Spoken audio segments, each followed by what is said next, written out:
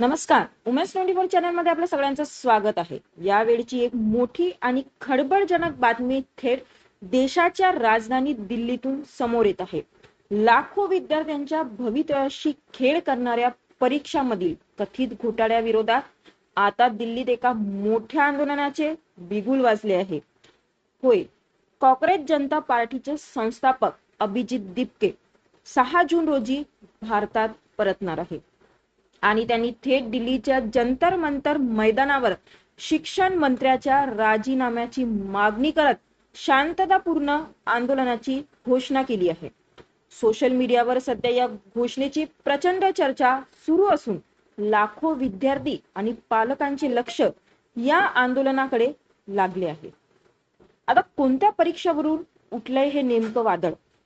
तर देशातील सर्वात मोठ्या आणि महत्वाच्या मानल्या जाणाऱ्या परीक्षा म्हणजेच नीट, सीबीएसई, सीयूईटी आणि एसएससी जीडी मधील कथित अनियमितता आणि घोटाळ्या विरोधात ही लढाई पुकारण्यात आली आहे.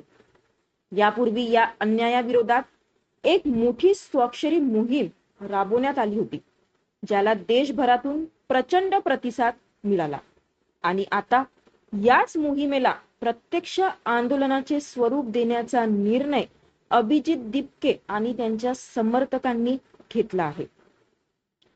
काय आहे आंदोलनाचा ऍक्शन प्लॅन? मिळालेल्या माहितीनुसार 6 जून रोजी अभिजित दीपके यांचे भारतात लाखो विद्यार्थ्यांच्या करिअरचा आणि भविष्याचा हा प्रश्न असल्याने या आंदोलनाला देशभरातून किती पाठिंबा मिळतो आणि सरकार यावर काय पाऊल उचलणार हे पाहणे महत्वाचे ठरेल. या आंदोलनाशी जोडलेली प्रत्येक अपडेट, ग्राउंड रिपोर्ट आणि थेट घडामोडी आम्ही तुमच्यापर्यंत पोहोचत राहू. पाहत राहा उमेन्स 24 चॅनल. धन्यवाद.